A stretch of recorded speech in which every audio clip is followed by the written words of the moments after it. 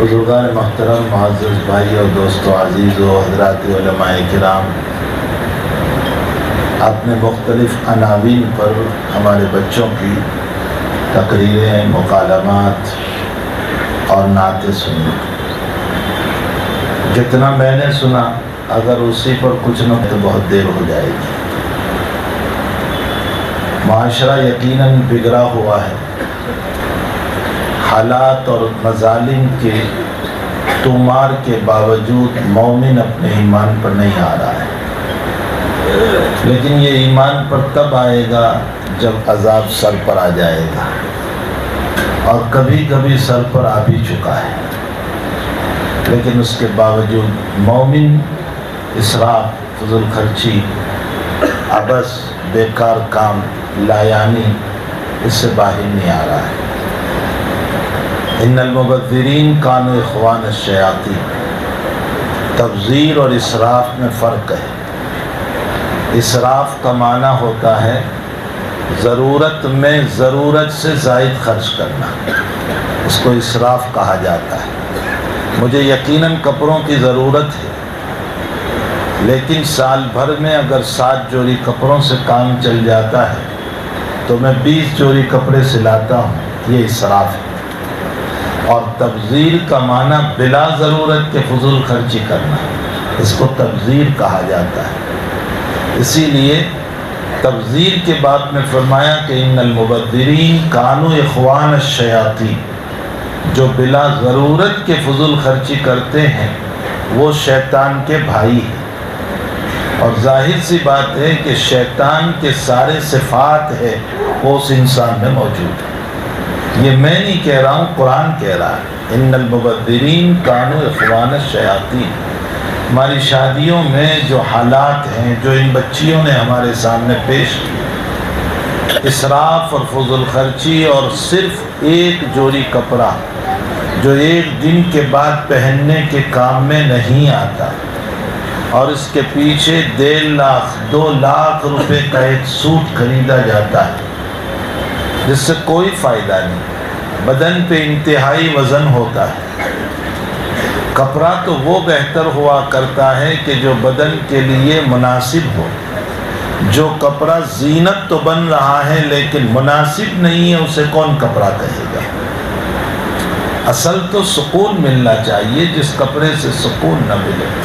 میرے بھائیوں، اگر اتنے پیسے ہم بچا کر کے اپنی اولادوں کے لیے یا امت کی اولادوں کے لیے جو اس وقت علم حاصل کرنا چاہتی ہے لیکن غریبی کی وجہ سے آگے نہیں بڑھ پا رہی ہے، اگر ہم اپنے ان پیسوں کو ان کے پیچھے دیں گے، یہی وجہ ہے کہ کسی انگریز کا قول ہے کہ کسی قوم کو مارنا ہو تو کچھ نہ کرو، ان کو تعلیم سے دور کر دو، یہ اس کی موت خود بخود مر جائے گی۔ آج ہم اسی میں مرے ہوئے ہیں۔ اس لیے اسراف اور فضول خرچی پر جو ہماری بچیوں نے کہا، آپ اس کو سرسری مکالمہ سمجھ کر کے نہ نکال دیں، کوئی ہنسنے کا ڈرامہ سمجھ کر کے نہ نکال دیں۔ وہ کچھ عبرت کی باتیں تھیں، وہ کچھ ہمارے دلوں کو کھولنے والی باتیں تھیں۔ ہمیں چاہیے کہ ان باتوں کو اپنائیں۔ بخاری شریف میں ہے کہ عائشہ صدیقہ رضی اللہ تعالیٰ عنہ فرماتی ہے، میرے پاس ایک جوڑی کپڑے تھے، مدینے میں کسی کا نکاح ہوتا تھا، وہ بطور عاریت کے میرے پاس سے لے جاتی تھی اور ایک رات پہن کر کے پھر واپس دے جاتی تھی۔ ان کے شوہر نے عائشہ کے عاریت پر مانگے ہوئے کپڑوں کو پہن کر جانے سے ان کے شوہر نے ان کو نکال نہیں دیا، اس لیے کہ شوہر بھی دیندار تھا، عورت بھی دیندار تھی۔ آج ہماری عورتوں میں بھی دینداری نہیں ہے، شوہروں میں بھی دینداری نہیں۔ اگر شوہر خود یوں کہہ دے کہ مجھے یہ ٹیپ ٹاپ کی ضرورت نہیں ہے، مجھے اتنے مہنگے سوٹ کی کوئی ضرورت نہیں ہے، اگر تو نے 5000 کا پہن لیا تو یہ میرے لیے بہت مناسب ہو جائے گا۔ اگر شوہر کا دیمان خود ہو جائے، بلکہ سختی سے یہ کہہ دیں کہ قوا انفسکم و اہلیکم نارا، اے لوگو اپنی بیوی کو، اپنے بچوں کو جہنم کی آگ سے بچاؤ، تو چونکہ میرے نکاح میں آنے والی ہے اس لیے میری اہل ہے، اور تجھے اسراف سے بچانا جہنم سے بچانا ہے، اس لیے مجھے ہی تو پیسے دینے ہیں، تو کیوں تو اس طرح کا سادہ لباس نہیں پہنتی اور ضرورت سے زیادہ پیسوں کو جمع کر کے رکھ لے تاکہ کبھی ہماری زندگی میں کام آ جائے۔ ہمارے حضرت شیخ مولانا محمد زکریا صاحب نور اللہ مرقدہ وبرد مجزعہ، حضرت کے حالات میں آپ بیتی میں حضرت نے لکھا ہے، میں علماء سے بھی کہتا ہوں کہ حضرت کی آپ بیتی پڑھو، وہ صرف سوانے نہیں ہیں بلکہ بہت سارے رہنمائی طریق بیان کیے گئے۔ حضرت نے اس میں اپنا ایک واقعہ لکھا ہے کہ میرا بہت بچپنا تھا، میرے والد صاحب مولانا یحییٰ صاحب رحمۃ اللہ علیہ نے مجھے یوں کہا کہ بیٹے زکریا تکیہ لاؤ، تو میری والدہ نے مجھے چھوٹا سا تکیہ بنا دیا تھا، تو میں نے کہا کہ ابا جی میرا تکیہ لاؤ، تو فرمایا والد صاحب نے مجھے قریب بلایا اور زور سے تھپڑ مارا اور فرمایا ابھی سے تیرا اور میرا کر رہا ہے، نہ تیرا ہے نہ میرا ہے، سب اللہ کا ہے۔ فرمایا بچپن کے اس تھپڑ نے دنیا کی ساری محبت کو نکال کر اللہ کے لیے بنا دیا۔ یہ حضرت خود لکھتے اپنی آپ بیتی کے اندر، فرمایا میرا مشکات کا زمانہ تھا اور میں دار قدیم کی مسجد کے اندر ایک دن اوابین کے لیے کھڑا ہو گیا اور بہت لمبی اوابین پڑھنے لگا۔ حضرت شیخ فرماتے کہ میں نے لمبی اوابین کا قول باندھ دیا۔ والد صاحب رحمۃ اللہ علیہ حضرت مولانا یحییٰ صاحب تشریف لائے اور نماز ہی میں زور سے مارا اور فرمایا چل نکل پڑھنے جا، شیطان تجھ کو اوابین میں مبتلا کر کے علم سے محروم کر رہا ہے۔ فرمایا کہ تب حقیقت میری سمجھ میں آئی، تو حضرت شیخ رحمۃ اللہ علیہ کی اس آپ بیتی کو پڑھی جائے، اس میں حضرت نے لکھا ہے کہ میں نے اپنی تمام بیٹیوں کے نکاح کے موقع پر کوئی لمبا چوڑا خرچہ نہیں کیا، بلکہ میں نے میری بیٹیوں کو پیسے دیے اور گدے بنا کر کے دیے، اور فرمایا بیٹی مہمان آئے تو یہ گدے سلانے کے کام میں آئیں گے، اور پیسے رکھ لو، کبھی اللہ نہ کرے شوہر پر غریبی آ جائے تو ضرورت میں کام آئیں گے، بیٹے ہاتھ نہ پھیلانا، زندگی اسی پر گزار لینا۔ یہ ہیں ہمارے اکابر کی دعوت اور اکابر کا طریق اصلاح۔ یہ اکابر کا اسی لیے کہا جاتا ہے کہ صالحین کے ساتھ رہو، یا ایھا الذین آمنوا اتقوا اللہ وکونوا مع الصادقین، صالحین کے ساتھ رہو۔ مسلم شریف کتاب الایمان کی روایت ہے کہ قیامت کے دن صالحین جب جنت میں جائیں گے تو وہ اللہ سے کہیں گے کہ اللہ کچھ لوگ ہمارے ساتھ نماز پڑھتے تھے، روزے رکھتے تھے، حج کرتے تھے، کانوا یصلون معنا ویصومون معنا ویحجون معنا، اور وہ جنت میں نظر نہیں آ رہے، ہم نے ساری جنت دیکھ لی لیکن کوئی نظر نہیں آ رہا ہے، وہ کہاں چلے گئے؟ اللہ تعالیٰ فرمائیں گے کثرت معاصی کی بنیاد پر جہنم میں ہے، جاؤ تم لوگ، تمہاری سفارش پر میں ان کو نکال رہا ہوں۔ پھر ان کی سفارش پر اللہ ان کو نکالے گا۔ اس حدیث کے ذیل میں ہمارے محدثین و اکابر فرماتے ہیں کہ اس سے یہ معلوم ہوتا ہے کہ صالحین کی صحبت قیامت میں بھی کام آئے گی، اللہ والوں کی صحبت جو ہے وہ قیامت میں بھی کام آئے گی، کہ وہ ہم کو تلاش کر کے جنت میں لے آئیں گے، جن کے ساتھ ہم نے افطاری کی ہوگی، جن کے ساتھ ہم نے روزے رکھے ہوں گے، جن کے ساتھ ہم نے نمازیں پڑھی ہوگی، جن کے ساتھ ہم نے حج کیا ہوگا، تو وہ ہمیں تلاش کر کے جنت میں لے آئیں گے۔ تو میرے بھائیوں، اسراف سے اپنے آپ کو بچاؤ، فضول خرچی سے اپنے آپ کو بچاؤ، بلا وجہ کے شادیوں میں یہ خرچ نہ کرو، اور یہ ہر شوہر اگر اوڑھ لے اپنے اوپر تو خدائے پاک کی قسم معاشرے کا یہ بگاڑ ختم ہو جائے گا۔ شوہر اگر اپنے اوپر لے لے اور سختی کے ساتھ کہہ دے کہ مجھے کسی جوڑے کو دیکھنے کی ضرورت نہیں ہے، میں سادگی دیکھنا چاہتا ہوں، اگر شوہر خود اس کو جو ہے اپنا لے تو کوئی مسئلہ ہی پیدا نہیں ہوگا۔ اسی کے ساتھ آپ نے ایک اور مکالمہ جو سنا جس کے اندر آپ نے جن سے متعلق تذکرہ سنا، اس میں کوئی شک نہیں ہے کہ جناب نبی کریم صلی اللہ علیہ وسلم جہاں انسانوں کے نبی بن کر تشریف لائے وہاں جنوں کے نبی بن کر بھی تشریف لائے۔ سب سے پہلے جو جن آپ پر ایمان لائے ہیں وہ نصیبین کے جن تھے۔ نصیبین عراق میں ایک جگہ ہے، وہاں کے وہ جن تھے، حضرت مکی زندگی میں تھے، اور جب حضرت کو نبوت مل چکی تو آپ کی نبوت سے پہلے یہ شیاطین جو ہیں یہ آسمانوں پر جاتے تھے اور وہاں کی باتوں کو سنتے تھے اور آ کر کے نجومیوں کو بتاتے تھے اور دنیا میں اس طرح کی باتیں پھیلاتے تھے۔ لیکن جب نبی کریم صلی اللہ علیہ وسلم خاتم النبیین و خاتم الرسل دنیا میں تشریف لے آئے تو آسمانوں کا دروازہ بند کر دیا گیا۔ اب یہ شیاطین اور جن اوپر نہیں جائیں گے، دروازہ بند ہو چکا۔ یہی وجہ ہے کہ معراج کی روایت میں آپ نے سنا ہوگا، بہت سے لوگ پوچھتے رہتے ہیں معراج میں کوئی عبادت، معراج میں حضرت ہی نہیں تھے، وہ تو عبادت لینے گئے تھے تو کیا عبادت ثابت ہوگی؟ خامخواہ کے لیے عبادت کا پوچھتے رہتے ہیں، کوئی عبادت نہیں ہے، حضرت تو خود ہی یہاں نہیں تھے تو کیا عبادت ثابت ہوگی؟ بہرحال عبادت نہیں ہے اس کے اندر۔ تو معراج میں جب حضرت تشریف لے گئے تو صحیحین کی روایت میں ہے کہ ہر آسمان پر دروازے ہیں اور فرشتہ جبریل امین جو ہیں وہ دروازے کو کھلواتا تھا، تو پوچھا جاتا تھا کہ کون ہو؟ کہاں جبریل، ساتھ میں کوئی ہے؟ فرمایا ہاں، کون؟ محمد الرسول اللہ۔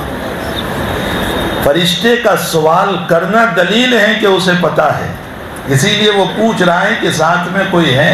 کہا ہاں حضور پاک صلی اللہ علیہ وسلم۔ کہا اچھا آئے یا بلائے گئے؟ فرمایا بلائے گئے۔ سوال دلیل ہے کہ پتہ ہے اسے، پھر بھی وہ دروازہ نہیں کھول رہا ہے، سوالوں کے بعد کھول رہا ہے۔ ہر آسمان پر اسی طرح ہوا۔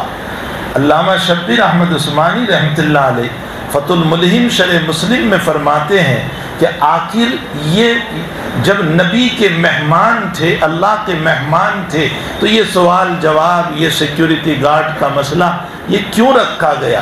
فرمایا رب کریم اپنے آسمانی نظام کو بتانا چاہ رہے تھے کہ ہمارا آسمانی نظام بڑا مضبوط ہے، یہاں جو چاہے نہیں آ سکتا، اس لیے اترنے والی وحی میں شک نہ کرنا۔ آپ کی یہ وحی مضبوط ترین وحی ہے، ذرہ برابر اس میں ملاوٹ نہیں ہو سکتی ہے۔ تفصیلی واقعہ ہے معراج کے اندر، میں نے ابھی اس کے اوپر وہاں کینیڈا کے اندر بہت تفصیل سے گفتگو کی ہے۔ ایک اسراء ہے، ایک معراج ہے، ایک اعراج ہے، تین چیزیں ہیں۔ بیت المقدس تک تو اسراء ہے، اور پھر معراج سدرۃ المنتہا تک، اور اس سے اوپر اعراج ہے۔ اعراج کا معنی چڑھنا، بلندی۔ تو سدرۃ المنتہا کے بعد اللہ کے دربار تک جانا، اور شیخ سعدی رحمۃ اللہ علیہ کو وہم ہو گیا، اور سارے ہی لوگ اس شعر کو پیش کرتے رہتے ہیں کہ اگر یکسرے موئے برتر پرم فروغ تجلی بسوجت پرم، کہ جبریل امین نے سدرۃ المنتہا پر ساتھ چھوڑ دیا اور فرمایا اب میں نہیں آ سکتا ہوں، جاؤں گا تو میرے پر جا جائیں گے، یہ غلط بات ہے۔ اس لیے کہ قرآن میں ہے کہ اللہ کے ملائکہ ہر وقت آپ کے عرش کا طواف کرتے رہتے ہیں۔ حافین الملائکہ، ملائکہ عرش کو گھیرے ہوئے ہیں آپ کے، تو اگر فرشتوں کے پر جل جاتے تو فرشتے جو ہیں یہ عرش کے چاروں طرف کیسے کھڑے رہتے؟ معلوم ہوتا ہے شیخ سعدی رحمۃ اللہ علیہ سے وہم ہو گیا ہے، اور لوگ اسی کو نقل کرتے رہتے ہیں اپنے بیانوں میں، یہ غلط ہے۔ فرشتے اللہ کے عرش تک جاتے ہیں۔ بہرحال اللہ کے حبیب اللہ کے دربار میں پہنچے۔ 30 صحابہ کرام سے منقول ہیں کہ آپ نے اللہ کو دیکھا ہے۔ صرف حضرت عائشہ امی جان رضی اللہ تعالیٰ عنہ منع فرماتی ہیں اور کہتی ہے کہ نہیں، اللہ کو نہیں دیکھا۔ لیکن 30 صحابہ کی روایت جو ہے فوقیت رکھے گی امی جان کی روایت کے مقابلے میں، اس لیے کہ واقعہ جب ہوا ہے تو امی جان بہت چھوٹی تھی، اور مدینے میں جا کر کے آپ کی عمر شریف جو ہے 7 سال کی ہوئی، اور 9 سال کی عمر میں حضرت کے حرم کے اندر آئی ہے، تو معراج کے موقع پر تو 3-4 سال کی عمر تھی۔ اس لیے انہی صحابہ کی رائے راجح ہوگی جس میں یہ ہے کہ نبی کریم صلی اللہ علیہ وسلم نے اللہ جل شانہ کی زیارت فرمائی ہے۔ خیر اس میں مجھے تو صرف اتنی بات بیان کرنا تھا کہ حضرت جب آسمانوں میں تشریف لے گئے تو اللہ نے نظام بتایا کہ ہمارا نظام بڑا مستحکم ہے، بہت مضبوط ہے، اس لیے آپ اترنے والی وحی کے باب میں شک نہ کریں۔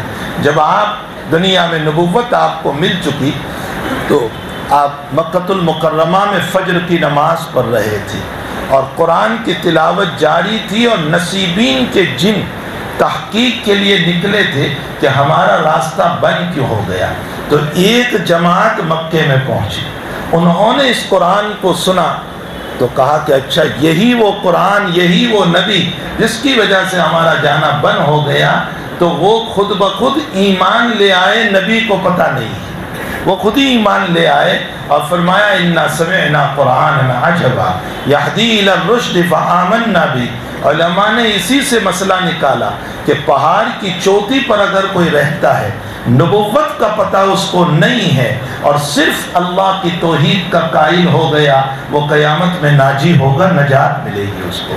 اس لیے کہ یہ لوگ خود ہی ایمان لے آئے، حضور پاک صلی اللہ علیہ وسلم کو تو پتہ بھی نہیں تھا۔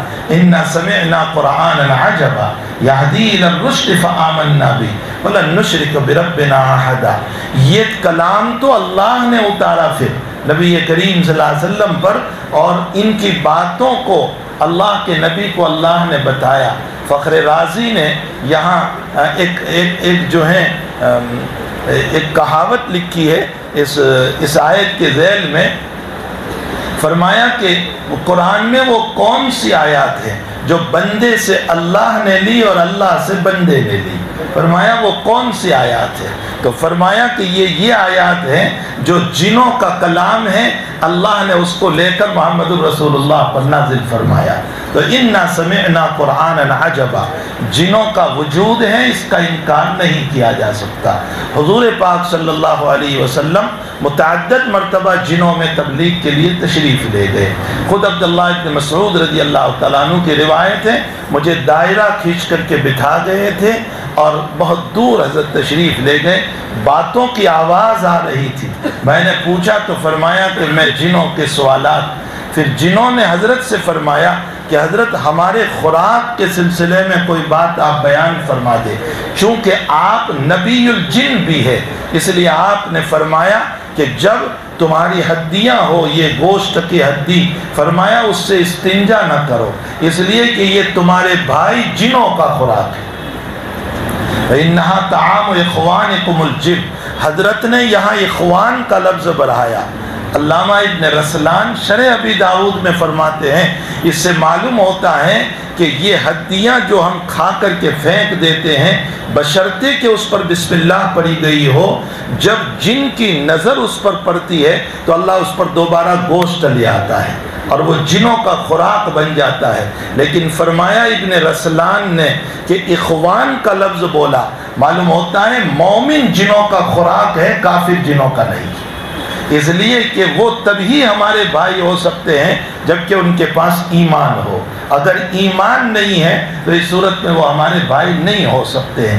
تو بہرحال جنوں کا وجود ہے، اس کا انکار نہیں کیا جا سکتا، لیکن ہر انسان کو، ہر عورت کو جن لگ جائے یا ہر انسان اور ہر عورت کو جادو ہو جائے، یہ باتیں غلط ہے۔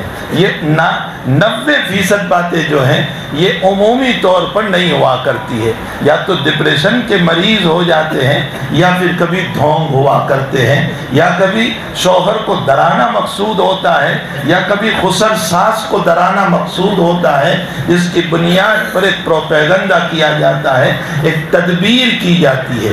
ورنہ یہ اپنی جگہ مسلم ہے کہ جادو اور سحر اپنی جگہ حق ہے، جناب نبی کریم صلی اللہ علیہ وسلم پر سحر ہوا تھا، لیکن یہ بھی یاد رکھ لیں کہ کہ اللہ کے نبی کو ساحر کے نام کا پتہ نہیں چلا جب تک کہ اللہ نے نہیں بتایا۔ اللہ نے یہ بتایا کہ لبید شاعر ہے جو یہودی ہے، اس نے اور اس کی بیٹی نے مل کر تجھ پر جو ہے سحر کیا ہے، جادو کیا ہے۔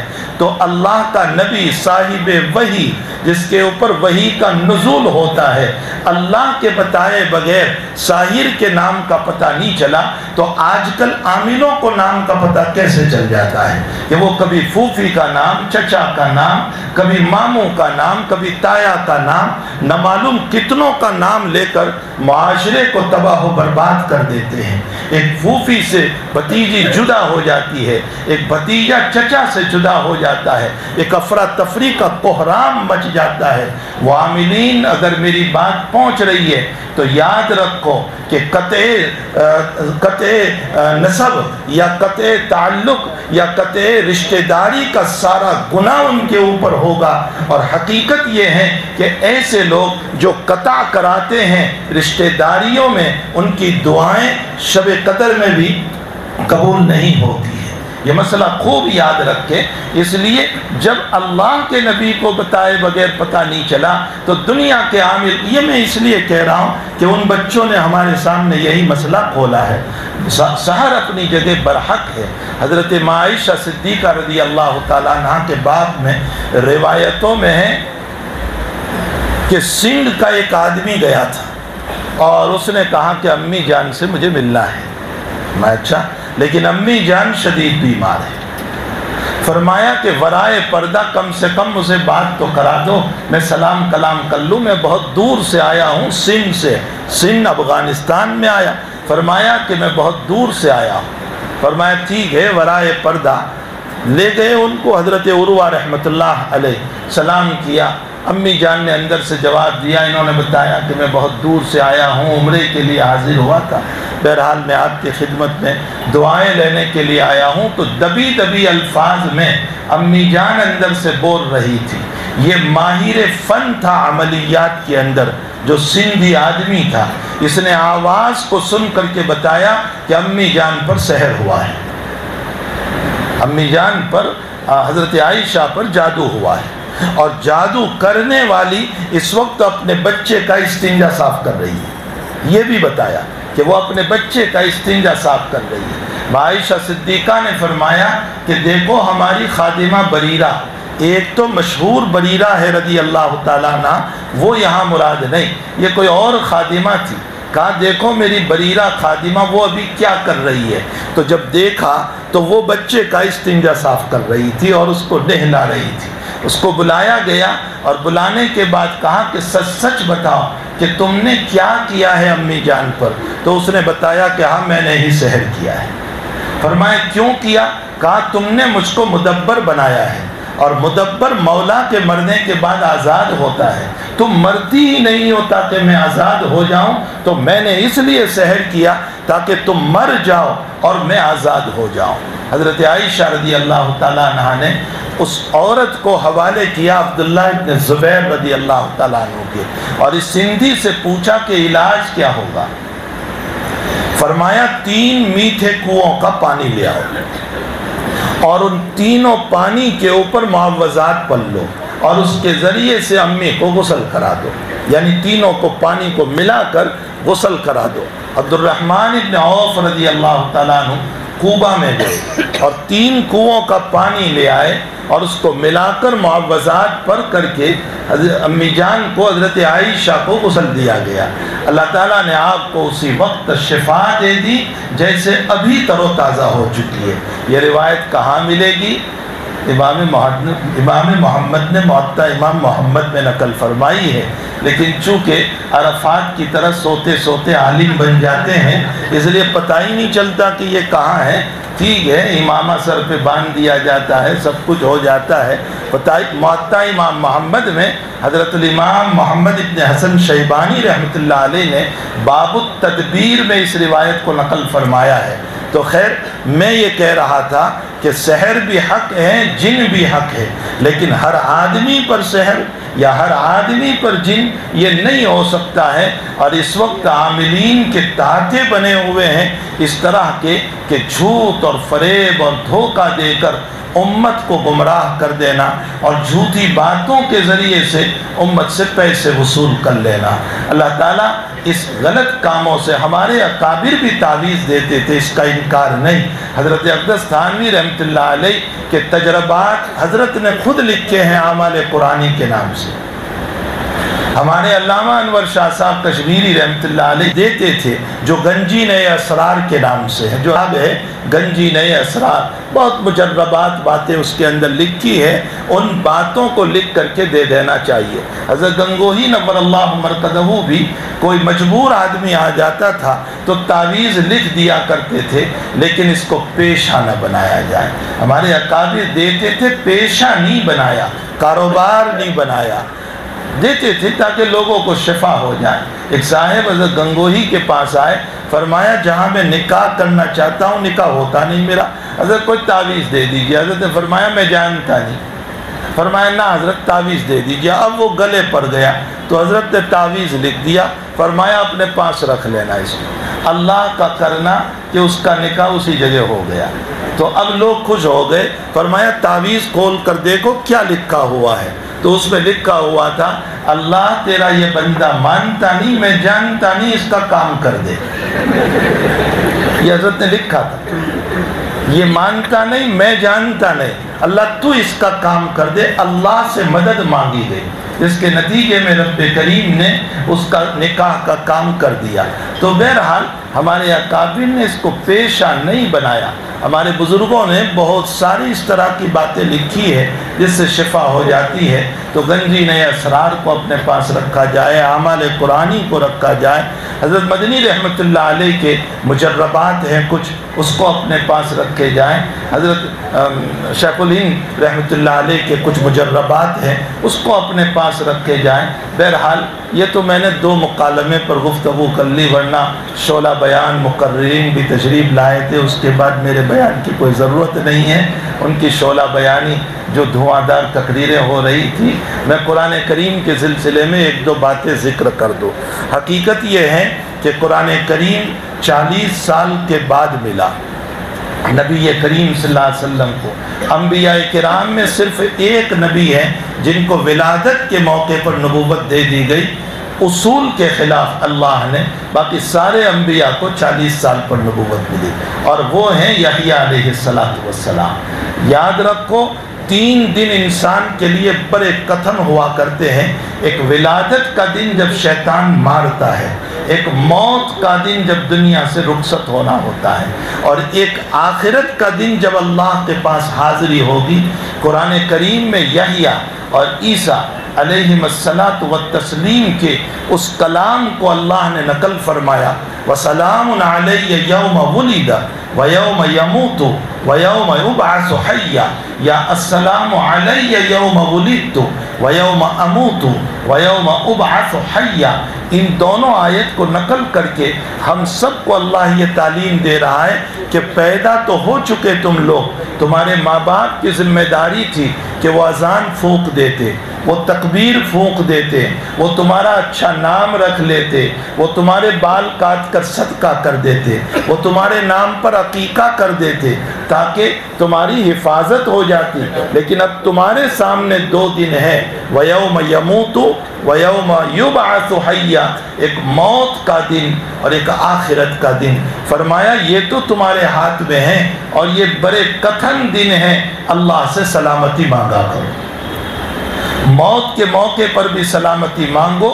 کیسی سلامتی؟ میں ہمیشہ ایک دعا خود بھی کرتا ہوں، اپنے دوستوں کو بھی تلقین کرتا ہوں، اس دعا کا اہتمام کریں کہ اللہ آنا تو ہے ہی مجھے تیرے پاس، اس لیے کہ کوئی رہا نہیں، بہرحال مجھے بھی آنا ہے، لیکن اللہ مجھے اس طرح نہ بلانا جیسے ایک مجرم کو لے جایا جاتا ہے کہ اس کو باندھا جاتا ہے، مارا جاتا ہے، دھکے دیے جاتے ہیں۔ اللہ مجھے ایسے نہ بلانا، مجھے ایسے بلا لینا جیسے ایک مہمان کو بلایا جاتا ہے، اکرام سے بلا لینا، ارجعی الی ربک راضیۃ مرضیہ کے پروانے کے ساتھ مجھے بلا لینا۔ اس دعا کا اہتمام کیا جائے، انشاءاللہ تعالی اس دعا کی برکت سے ہم اللہ کے مہمان بن کر کے جائیں گے، مجرم بن کر کے نہیں جائیں گے۔ تو اس دعا کا اہتمام کیا جائے۔ تو انبیاء کرام کو 40 سال پر نبوت ملی، اسی میں ہمارے آقا محمد الرسول اللہ صلی اللہ علیہ وسلم بھی ہے۔ آپ کو بھی 40 سال پر نبوت ملی۔ 40 سال پر جب نبوت ملی تو نبوت ملنے سے پہلے 6 مہینے تک آپ غار حرا میں تشریف لے گئے۔ یہ 6 مہینے خوابوں کے مہینے تھے، اس میں آپ سچے خواب دیکھتے تھے، اور جیسے خواب دیکھتے تھے ویسی تعبیر سامنے آتی تھی۔ الرؤیا الصالحہ والرؤیا الصادقہ 2 لفظ آئے ہیں، الرؤیا الصالحہ والرؤیا الصادقہ۔ یہ 2 لفظ اس لیے حدیث میں ذکر کیے گئے کہ کبھی صالحہ ہوتے ہیں لیکن صادقہ نہیں ہوتے، اور کبھی صادقہ ہوتے ہیں لیکن صالحہ نہیں ہوتے۔ خواب سچا ہے لیکن ڈراؤنا ہے، صالح نہیں، اور کبھی صالح ہیں کہ ماشاءاللہ 2-2 ہزار کی بیگ مل گئی خواب میں لیکن صادقہ نہیں ہے۔ تو صالح ہوتا ہے، صادق نہیں، اور صادق ہے تو صالح نہیں۔ نبی کا خواب صالح بھی تھا، صادق بھی تھا۔ علامہ ابن ابی جمرہ رحمۃ اللہ علیہ نے ایک عجیب و غریب ایک جملہ لکھا ہے بہجت النفوس شرح بخاری کے اندر۔ فرمایا کہ حدیث شریف میں آیا کہ آپ جو خواب دیکھتے تھے وہ مثل طلوع الفجر جو ہے سامنے آتا تھا۔ اس لفظ میں اشارہ کیا کہ انہی خوابوں کے بعد محمد کا آفتاب طلوع ہو جانے والا ہے۔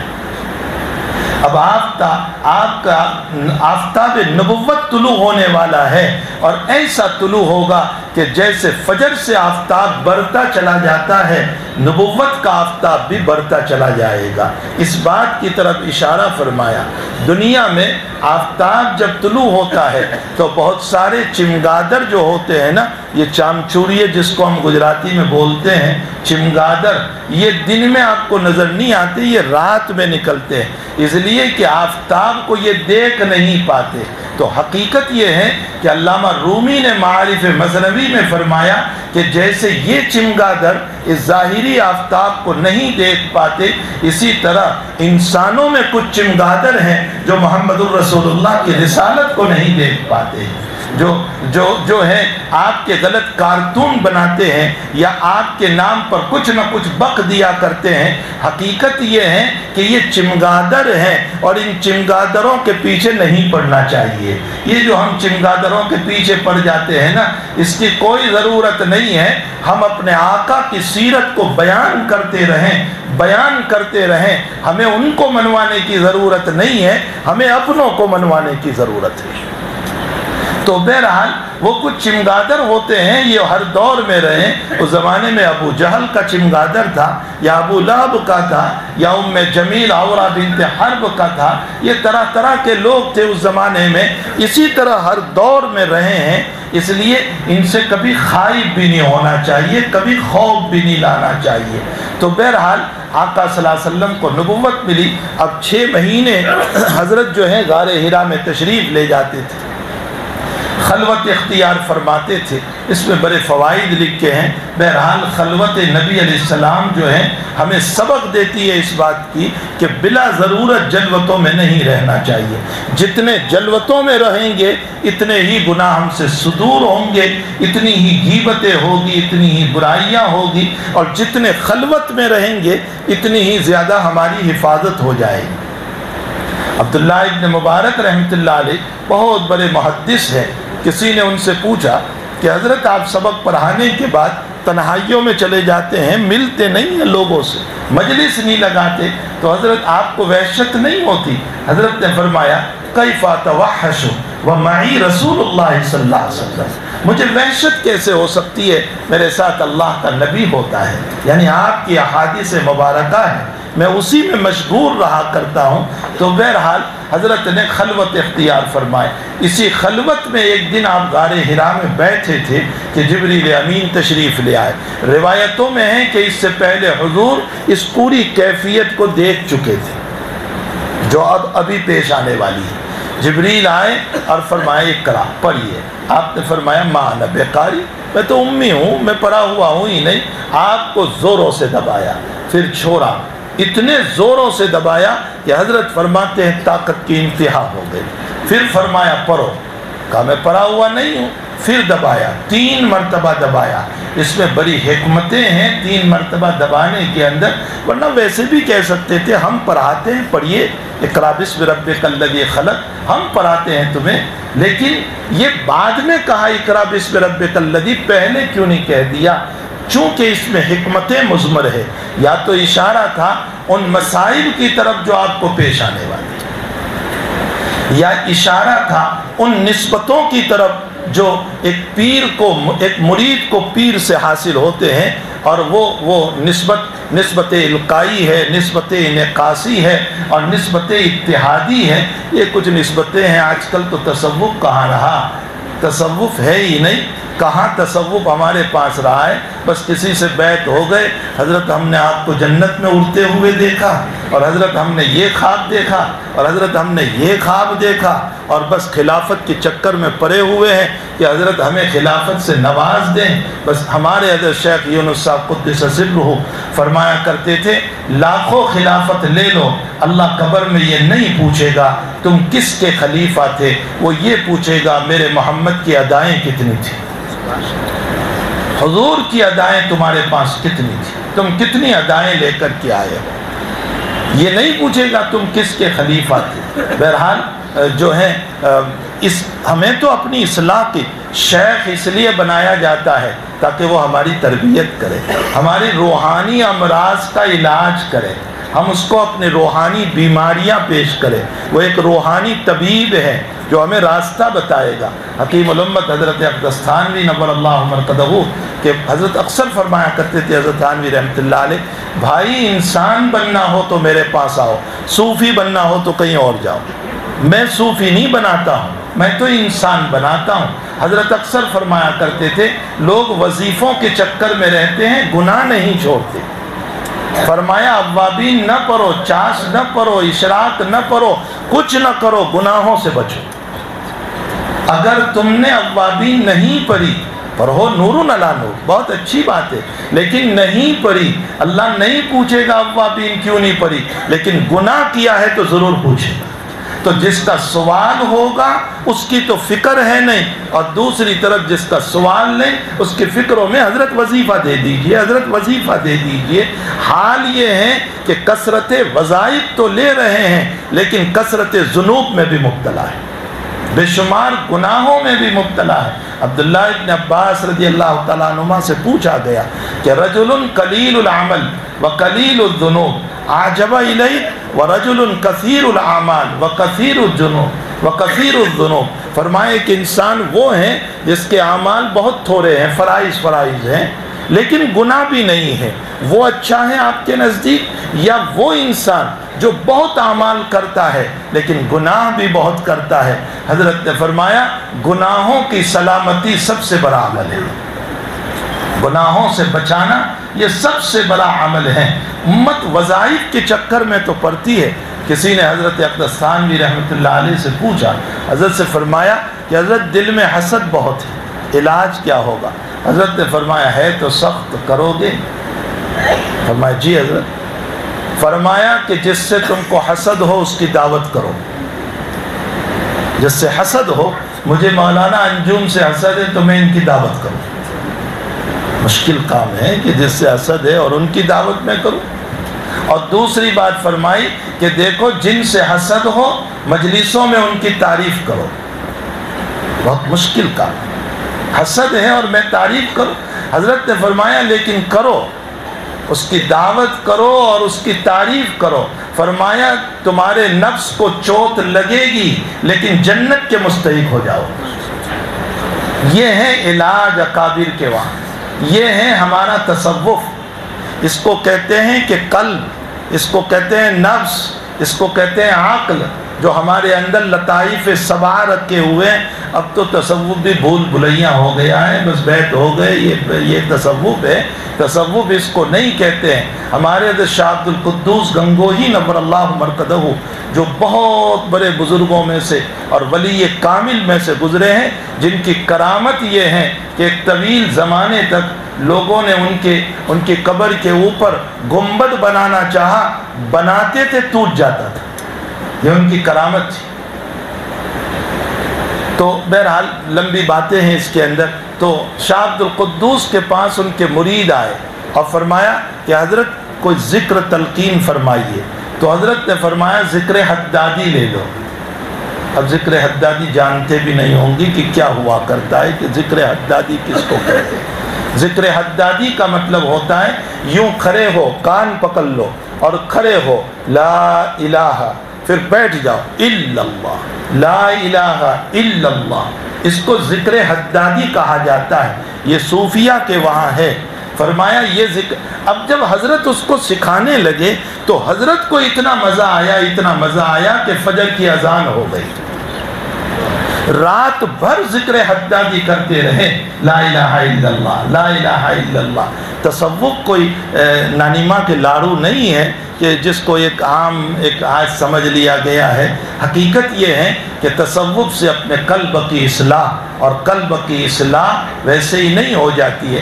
تو خیر میں بہت دور نکل گیا، مجھے تو یہ کہنا تھا کہ وہ جو 3 مرتبہ دبایا گیا اس میں نسبت انعکاسی، اس لیے کہ آپ کو جو سکھانے والا ہے وہ فرشتہ ہے اور سیکھنے والا انسان ہے، تو دونوں کو ایک کیفیت میں لانا ہے۔ تو اس ایک کیفیت کے لیے آپ کو دبایا گیا تاکہ آپ بشری کیفیت سے ملکوتی کیفیت میں چلے جائیں، اس کے لیے آپ کو دبایا گیا۔ بہرحال اس کو نسبت القائی اور اتحادی بھی، نسبت اتحادی بہت اخیر میں حاصل ہوتی ہے، شیخ کے ساتھ بہت اخیر میں حاصل ہوتی ہے۔ اور نسبت اتحادی کس کو کہتے ہیں؟ من تو شدم تو من شدی، میں تو ہو گیا تو میں ہو گیا۔ حضرت خواجہ باقی باللہ رحمۃ اللہ علیہ کے وہاں رات میں کچھ مہمان آ گئے۔ اب حضرت پریشان ہے، کھانا نہیں ہے گھر میں، کچھ مہمان آ گئے ہیں، کیا کھلایا جائے؟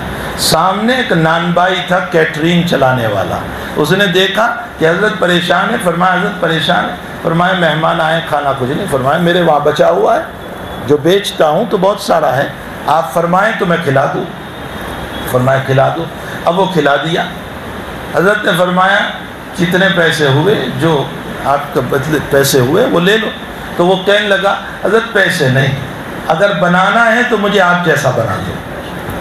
حضرت نے فرمایا ظالم بڑی محنتوں سے یہ مقام ہوتا ہے۔ وہ بضد ہو گیا کہ مجھے بدلہ دینا ہے تو اسی سے۔ مسلم شریف میں ایک روایت ہے کہ ایک صحابی رضی اللہ تعالیٰ عنہ نے فرمایا کہ میں رات میں حضور کی خدمت کے لیے ساتھ میں رہا، جب حضرت تہجد کے لیے اٹھے تو میں نے وضو کرایا، اور وضو کرانے کے بعد حضرت نے نماز پڑھی، میں نے بھی نماز پڑھ لی تہجد۔ حضرت نے فرمایا سل معاشی تر، جو چاہے مانگ لے۔ تو وہ کہنے لگا کہ حضرت رفاقتک فی الجنہ، مجھے کچھ نہیں چاہیے، مجھے جنت میں آپ کے ساتھ رہنا ہے۔ مانگا بھی تو کیا مانگا، رفاقت تو کا۔ ہمارے جیسے ہوتے تو 56 کروڑ کا چوتھائی مانگتے، نہ معلوم کیا کیا دعائیں کرواتے۔ چونکہ ہمیں تو ظاہری ہے نا، فلوس رحمۃ اللہ علیہ کی دنیا ہے یہ تو، یہاں تو ظاہری ہے سب۔ اور میں نے تو اپنے ایک بیان میں کہا ہے کہ ظاہر بھی تم کو ملے گا، قرآن سے ثابت ہے۔ لوگ کہتے ہیں عبادت سے سب آخرت میں ملے گا، نہیں دنیا میں بھی ملے گا۔ کیا ملے گا؟ فرمایا عبادت کرو گے تو اللہ کہتا ہے قلبی سکون نصیب کر دوں گا۔ کیا یہ دنیا میں نہیں ہے؟ آج سب سے بڑی دولت قلبی سکون ہے۔ پیسے والوں کو سکون نہیں، دوائیں کھا کر سو رہے ہیں، راتوں میں نیند نہیں آ رہی ہے ان کو، اور اللہ عبادت کے صدقے میں سکون نصیب فرما دے، اس سے بڑھ کر بدلہ کیا ہو سکتا ہے؟ تو وہ صحابی فرماتے ہیں رفاقتک فی الجنہ۔ حضرت نے فرمایا او غیر، ارے اس کے علاوہ کچھ مانگ، تو نے بہت بڑی چیز مانگ لی۔ فرمایا نہیں حضرت، دینا ہے تو یہی دیجیے۔ تو حضرت نے فرمایا اعنی بکثرت السجود، فرمایا اچھا میرے ساتھ رہنا ہے نا تو کثرت سے نماز پڑھو، کثرت سے نماز پڑھو گے تو تم جنت میں میرے ساتھ رہو گے۔ حضور پاک صلی اللہ علیہ وسلم نے نبی کی رفاقت کا عمل بتا دیا۔ معلوم ہوتا ہے ہم دعائیں کرتے رہتے ہیں نبی کی رفاقت، نبی کی رفاقت، اور جس سے اگر صرف دعا سے رفاقت مل جاتی تو پھر نبی اس صحابی کو کہہ دیتے کہ دعا کرتا رہے، پھر عمل کیوں بتاتے؟ معلوم ہوتا ہے رفاقت چاہتے ہو تو خوب نمازیں پڑھو۔ تو باقی باللہ نے فرمایا بھائی کچھ اور لے لے، فرمایا نہیں آپ کی طرح۔ فرمایا ٹھیک ہے، بٹھایا اس کو، اور بہت دیر تک حضرت مراقبہ میں دعاؤں میں رہے۔ جب اٹھے ہیں تو شکل بھی ایسی ہو گئی، اس نان بائی کی شکل بھی ایسی ہو گئی، لیکن چلنے سے پتہ چلتا تھا کہ اصل باقی باللہ یہ ہے اور یہ آرٹیفیشل ہے، یہ نقل ہے، چونکہ وہ ایک دم سے جو چیز آئی وہ برداشت نہیں کر سکا اس میں، اور باہر نکلتے ہی اس کی موت ہو گئی۔ تو بہرحال اس کو نسبت اتحادی کہا جاتا ہے صوفیہ کی اصطلاح میں۔ تو چونکہ تیسری مرتبہ اس لیے دبایا تاکہ آپ صفات بشریت سے نکل کر ملکوتیت میں داخل ہو جائیں، تاکہ آپ اچھی طرح فرشتے سے فائدہ اٹھا سکیں، اور آپ کو اقرا بسم ربک الذی کی وحی دی گئی۔ اس کے بعد 2.5 سال تک یا 3 سال تک کوئی وحی نہیں۔ کیوں وحی نہیں دی گئی؟ اولاً تو اس وحی پر غور کر لیں، دوسرا ذرا شوق پیدا ہو جائے، اس لیے کہ ایک مرتبہ جب جی ہاں کی باتیں شروع ہو چکی ہے نا، پھر بیچ میں کچھ انقطاع کر دیتے ہیں تاکہ وہ بے چینی پیدا ہو جائے۔ یہ تو سب جانتے ہیں، اس کو کہنے کی ان امثلہ کی، ان مثالوں کی کوئی ضرورت نہیں ہے۔ ہاں یہ سبق میرا آزمایا ہوا ہے، سارے لوگ جانتے ہیں۔ تو جو ہے راتوں میں طویل گفتگو اور حالانکہ کچھ نہیں ہے اور میں، لیکن صرف اور بیجو اور میں بات طویل کرتے چلے جاتے ہیں۔ یہی حال ہوتا ہے، حضرت جس سے محبت ہو جاتی ہے نا تو یہی مسائل ہوتے ہیں۔ تو پھر موسیٰ علیہ نبینا علیہ السلام کو اللہ سے محبت ہو گئی اور طویل کلام کیا تو کیا اشکال ہو سکتا ہے؟ ما تلک بیمینک یا موسیٰ قال ہی عصائی، کافی تھا، لیکن محبت میں فرمایا توکل علیہا واعش بہا علی غنمی ولی فیہا معارب اخری۔ امام غزالی کہتے ہیں میں نے خواب دیکھا ایک مرتبہ، سارے انبیاء موجود ہیں اور جناب رسول اللہ صلی اللہ علیہ وسلم کی صدارت ہے بیچ میں، اور موسیٰ علیہ السلام نے حضرت سے صدر صاحب سے سوال یہ کیا کہ تم نے اپنی امت کے علماء کو بنی اسرائیل کے انبیاء کے برابر کہہ دیا، حالانکہ ہمارے پاس نبوت ہے، ان کے پاس نبوت نہیں۔ تو حضرت نے مسکرا کر فرمایا کہ میں نے جو کہا ہے وہ بالکل صحیح ہے، اور اگر آپ تجربہ کرنا چاہیں تو یہ میری امت کے علماء بیٹھے ہوئے ہیں، آپ پوچھ لیں اس میں سے۔ امام غزالی کہتے ہیں کہ خواب میں موسیٰ علیہ السلام کی نظر مجھ پر پڑی اور مجھے کھڑا کیا اور مجھے کہا کہ ما اسمک و اسم ابیک، آپ کا اور ابا کا نام کیا ہے؟ تو میں نے اپنا نام، باپ کا نام، دادا کا، پردادا کا لمبا نسب نامہ بیان کیا۔ موسیٰ علیہ السلام نے فرمایا ہم نے آپ کا والد کا نام پوچھا تھا، اتنا لمبا تو نہیں پوچھا تھا۔ فرمایا حضرت بہت ادب کے ساتھ اولو العزم پیغمبر ہیں حضرت آپ، آیا اللہ نے اتنا ہی تو پوچھا تھا کہ ہاتھ میں کیا ہے؟ آپ نے اتوکل علیہا واعش بہا علی غنمی ولی فیہا معارب، یہ کیوں فرمایا تھا؟ تو فرمایا کہ میں تو رب ذوالجلال سے بات کر رہا تھا، لذت آ رہی تھی محبت کے اندر، تو میں کیوں کلام کو طویل نہ کرتا؟ فرمایا میں بھی اولو العزم پیغمبر سے بات کر رہا تھا تو مجھے بھی لذت آ رہی تھی، میں نے کلام کو طویل کر دیا۔ حضرت موسیٰ علیہ السلام نے اس جواب پر جناب رسول اللہ صلی اللہ علیہ وسلم کو دیکھا، حضرت مسکرائے، اشارہ تھا اس بات کی طرف کہ میں نے بحیثیت نبوت میری امت کے علماء کا مقام نہیں بیان کیا، بلکہ فہم کے اعتبار سے بیان کیا ہے کہ جو فہم موسیٰ ہے وہ فہم علماء امت ہے۔ میری امت کے علماء کی وہی فہم ہے جو انبیاء بنی اسرائیل کی فہم ہے کہ آپ کا طویل کلام جس بنیاد پر تھا اسی بنیاد پر میرے محمود غزالی کا کلام بھی طویل ہو گیا۔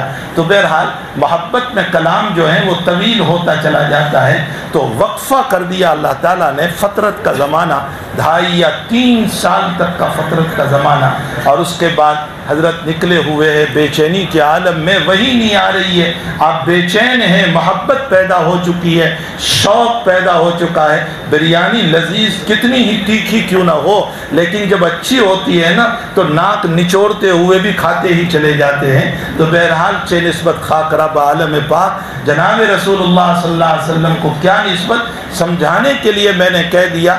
اتنی بے چینیوں کے باوجود کہ زوروں سے دبایا تھا، پھر بھی وہی کا انتظار فرما رہے ہیں۔ نکلے ہوئے ہیں مکہ کے پہاڑوں کے دامن میں، اور جو ہے غیب سے آواز آئی، یا محمد، اپنے دائیں، یا محمد بائیں، کوئی نظر نہیں آیا۔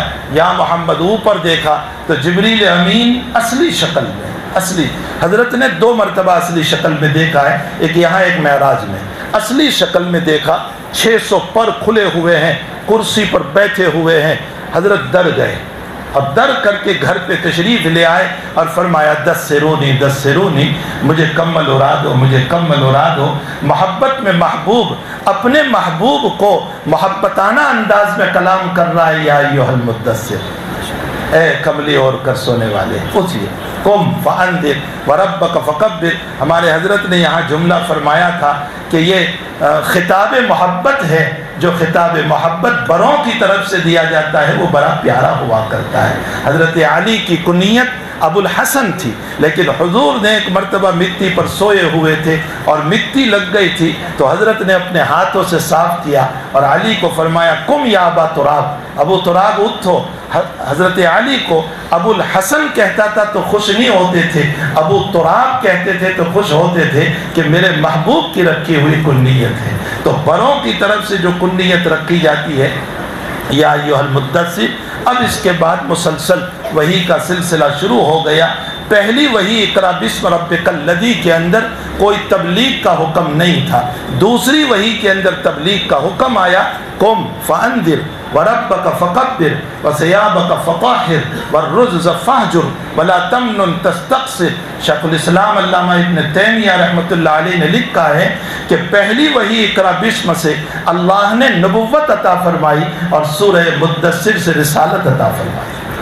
رسول اس کو کہتے ہیں جو مکلف بالتبلیغ اور مکلف بالانذار ہو، ڈرانے کا بھی مکلف بنایا جائے اس کو رسول کہا جاتا ہے۔ فرمایا اقرا بسم سے نبوت ملی اور مدثر کے ذریعے سے رسالت ملی۔ اب جب شروع میں وحی آتی تھی تو اس موقع پر حضرت جو ہے جبریل کے ساتھ ساتھ پڑھتے تھے کہ کوئی آیت رہ نہ جائے، کوئی لفظ رہ نہ جائے، تو اللہ تعالیٰ نے آیت اتاری محبتانہ انداز میں، لا تحرک بہ لسانک لتعجل بہ، آپ نہ پڑھیے ساتھ ساتھ جلدی لینے کے لیے، ان علینا جمعہ و قرآن، آپ کے سینے پر جمع دینا اور آپ کو پڑھا دینا یہ آپ کے رب کا کام ہے۔ ان علینا جمعہ و قرآن فاذا قرأناہ فاتبع قرآن، جب ہم آپ کے دل میں جمع دیں تو پھر اس کے مطابق اتباع کیجئے۔ اس کے اور ثم ان علینا بیانا، پھر اس کے معانی کو بیان کیجئے۔ یہ قرآن اس طرح پر آیا ان بچوں کے سینے میں، اسی رب نے محفوظ کیا ہے جس نے محمد الرسول اللہ کے دل میں محفوظ کیا ہے۔ ثم ان علینا جمعہ و قرآن، اسی نے محمد الرسول اللہ کے دل میں جمایا اور وہی ان بچوں کے سینوں میں بھی جما رہا ہے۔ یہ قرآن عجیب و غریب کتاب ہے۔ ایک مختصر واقعے کی طرف اشارہ کر دوں، جب قریبی ملک پاکستان کی علیحدگی کے مظاہر چل رہے تھے، اس موقع پر شہاب نامی، جن کا شہاب نامہ آپ جانتے ہیں، شہاب نامہ جو ہے نا، ان کا بہت وہ جو ہے بڑے عجیب کلام کرنے والے تھے، وہ بہار گورنمنٹ کے گورنر کے اس وقت جو ہے گورنر جو تھے، اس گورنر کے رائٹر تھے شہاب۔ ان کو کوئی جگہ نہیں دی گئی تھی، کوئی مکان نہیں رہنے کے لیے دیا گیا تھا، ان کو گورنر ہاؤس میں وہ سوتے تھے۔ پھر اس کے بعد اس وقت کے گورنر نے کہا کہ اچھا ہم آپ کو ایک مکان دیتے ہیں، لیکن مشہور یہ ہے کہ اس میں جن بہت رہتے ہیں۔ فرمایا مان نہ مان، اب میں کیا کروں، مکان کی ضرورت تھی، میں نے وہ مکان لے لیا۔ اب جب میں رات میں گیا تو بھیانک آواز آنے لگی، واقعتاً آواز آنے لگی، اور رات میں آدھی رات سویا تو میری چارپائی اٹھائی گئی۔ اب میں پریشان تھا کہ میں کیا کروں، بس بے چین تھا۔ ایک رات میں کسی طرح نکالی، دوسری رات میں سویا تو پھر یہی کیفیت۔ کہا میرے پاس ریڈیو تھا، اس زمانے میں ریڈیو چلا کرتے تھے، تو میں نے ریڈیو کی آواز بلند کر دی، لیکن اس کے باوجود جو ہے کوئی مسئلہ حل نہ ہوا۔ تو وہ چونکہ بہت اچھے رائٹر تھے عربی زبان کے، سنو مجھے اس کو سنانا ہے، انہوں نے بہترین عربی رسم الخط میں آیت الکرسی کو لکھ کر کے اپنی چارپائی کے قریب رکھ دیا۔ فرمایا بڑے اطمینان سے میری رات گزر گئی، آوازیں بند ہو گئی۔ جب یہ مسئلہ ہوا تو میرے دل میں داعیہ پیدا ہوا کہ لاؤ اور تجربہ کچھ کرو، تو میں نے اردو رسم الخط میں آیت الکرسی لکھی اور عربی رسم الخط کو نکال دیا، تو پھر جن آ گئے اور شور کرنے لگے۔ پھر میں نے ہندی میں لکھا آیت الکرسی کو، تو مزید شور ہونے لگا۔ شہاب کہتے ہیں کہ مجھے یقین ہو گیا کہ اس کے رسم الخط کے اندر بھی اللہ نے اثر رکھا ہوا ہے، جو عربی رسم الخط ہے اس کے اندر بھی اللہ نے اثر رکھا ہوا ہے، اس لیے عربی رسم الخط بڑا زبردست رسم الخط ہے، یہ منزل من اللہ ہے اور رسول اللہ صلی اللہ علیہ وسلم سے منقول ہوتا چلا آیا۔ اللہ تعالیٰ اس مدرسے کو دین دگنی رات چگنی ترقیوں سے مالا مال فرمائے، اور اب تعالیٰ جل شان ان حافظ ہونے والے بچوں کے سینے میں تا قیام قیامت قرآن کو محفوظ فرمائے، ان کے اساتذہ کو، ان کے والدین کو اجر عظیم اور اجر جزیل عطا فرمائے، اور ان کے سرپرست حضرت مولانا حبیب صاحب دامت برکاتہم العالیہ کو اللہ تعالیٰ اپنے حفظ و امان میں رکھے، اور تعالیٰ صحت عافیت کے ساتھ امت کے لیے آپ کے سائے کو باقی رکھے۔ گاڑی چلتی رہے گی تو صبح ہو جائے گی۔ وآخر دعوانا الحمدللہ رب العالمین، الحمدللہ رب العالمین، الرحمن الرحیم، مالک یوم الدین، ایاک نعبد و ایاک